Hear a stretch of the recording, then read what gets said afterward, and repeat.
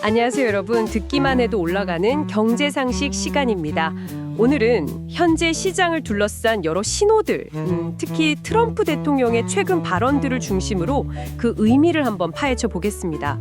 시장이 이게 그냥 반등인지 아니면 진짜 상승의 시작인지 분석들이 좀 엇갈리는데요. 함께 핵심을 짚어보시죠. 네, 그야말로 시장이 딱 갈림길에 서 있는 그런 모습입니다. 여러 해석이 나오다 보니까 지금 상황을 좀 냉정하게 볼 필요가 있겠습니다. 네, 우선 트럼프 대통령 발언들이요. 이게 시장에 상당히 좀 긍정적인 분위기를 주는 것 같아요. 미중 실무 협상 첫날 이후에 아주 좋은 대화였다. 많은 부분 합의했다. 이러면서요. 특히 중국 시장 개방을 보고 싶다. 이 점을 강조했죠. 맞아요. 그 시장 개방 언급이 상당히 좀 흥미로운 부분인데요. 예전에 영국하고 협상할 때도 농축산물 같은 거 시장 개방을 주요 성과로 내세웠거든요. 그걸 생각하면 이번 중국하고 협상에서도 이게 핵심 목표일 가능성이 꽤 높아 보입니다. 실제로 개방이 되면 미국 기업들한테는 기회가 될 수 있겠죠. 그러면서 이제부터는 진짜 랠리다. 이런 아주 강한 표현까지 썼어요. 4월에 좀 조정받고 나서 회복을 넘어서는 상승을 좀 자신하는 것 같은데요. 네, 그렇죠. 심지어 지금 주식 사는 게 나을 거다. 이렇게 직접적으로 말하기도 했고요. 이런 자신감은 대체 어디서 나오는 걸까요? 아마도 지금 추진 중인 추가 감세 법안, 통과 가능성, 여기에다 영국 포함해서 한 24건 정도 되는 무역 협상이 이제 곧 타결될 거다. 이런 기대감이 배경에 있는 것 같습니다. 이게 다 현실화된다면요. 미국 경제랑 증시가 크게 오를 수 있다. 이런 거죠. 그리고 관세 때문에 물가 오른다. 이런 걱정도 있잖아요. 여기에 대해서도 가짜 뉴스다. 이렇게 딱 잘라 말하면서 인플레이션 우려도 좀 잠재우려는 것 같고요. 기술적으로 좀 보면요. S&P 500이랑 나스닥 지수가 지금 중요한 저항선으로 보는 200일 이동평균선, 그 바로 밑까지 올라왔어요. 이 선이 보통 시장의 장기적인 힘을 좀 보여주는 기준선인데 이걸 확실히 뚫느냐, 이게 중요하겠네요. 그렇습니다. 기술적으로는 정말 아주 중요한 위치죠. 근데 다행인 건 그 신용 위험 지표들이 좀 안정되는 추세라는 거예요. 그러니까 시장 전체의 시스템 리스크에 대한 걱정은 약간 줄었다. 이렇게 볼 수 있겠고요.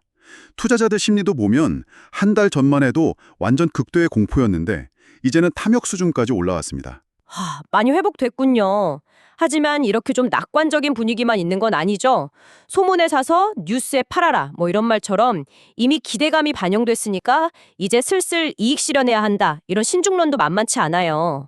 같은 경우는 관세율이 조금 낮아져도 여전히 높은 수준 아니냐. 그래서 증시가 오히려 전저점을 깨고 더 내려갈 수도 있다. 이렇게 경고하기도 하고요. 이런 좀 비관적으로 보는 쪽은 공통적으로 연준이 금리를 내려서 돈을 더 풀지 않으면 즉 유동성 공급 없이는 진정한 상승장은 오기 어렵다. 이렇게 보고 있습니다. 근데 연준은 최근에도 금리 동결하면서 기다려보겠다 이 입장을 계속 유지하고 있잖아요. 트럼프 대통령은 계속 금리 내리라고 압박하는데도요. 네, 연준이 말하는 그 기다림이라는 게요. 결국에는 물가 상승률이 둔화된다던가 실업률이 높아진다던가 이런 실제 경제 지표 악화를 좀 눈으로 확인하겠다는 의미일 수 있거든요. 이건 선제적인 조치는 아니죠. 그래서 만약 실제로 지표가 안 좋아지면 시장이 먼저 충격을 받고 그 뒤에야 연준이 움직일 가능성도 있습니다. 월가 일부에서는 오히려 그런 시나리오, 그러니까 시장 충격 후에 연준이 금리를 내리면 하반기에는 유동성 힘으로 증시가 오르는 소위 유동성 랠리가 올 수도 있다. 이렇게 예상하기도 하고요. 정말 복잡하네요. 그럼 이렇게 상반된 신호들이 막 섞여 있는 상황에서 여러분들은 어떤 전략을 좀 생각해 볼 수 있을까요? 네, 사실 시장 방향을 딱 예측하기는 어렵습니다. 그래서 현재로서는 일단 리스크 관리가 중요해 보입니다.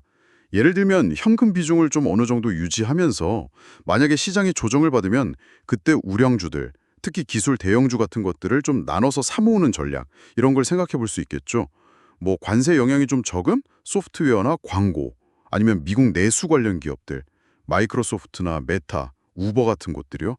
아니면 장기적으로 AI나 원전 관련 분야는 계속 관심을 가질만 하고요. 다만 그 트럼프 행정부가 약값을 좀 내리려는 움직임을 보일 수 있어서 제약이나 헬스케어 쪽은 당분간 변동성이 클 수 있다는 점은 좀 주의해야 합니다. 네, 오늘은 트럼프 대통령 발언을 중심으로 해서 시장의 다양한 측면하고 전망들을 좀 살펴봤습니다. 대통령의 강한 자신감, 그리고 앞으로 발표될 실제 경제 지표들, 또 신중한 자세를 보이는 연준, 이 사이에 어떤 힘겨루기가 당분간 계속될 것 같네요. 여기서 한 가지 더 생각해 볼 점은 이겁니다.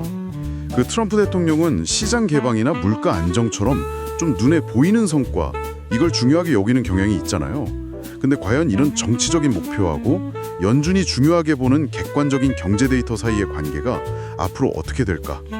앞으로 나올 무역 협상 결과나 여러 경제 지표들 중에서 여러분들이 어떤 것에 더 무게를 두고 시장을 판단해야 할지 각자의 기준을 한번 세워보는 고민이 필요한 시점인 것 같습니다. 듣기만 해도 올라가는 경제 상식.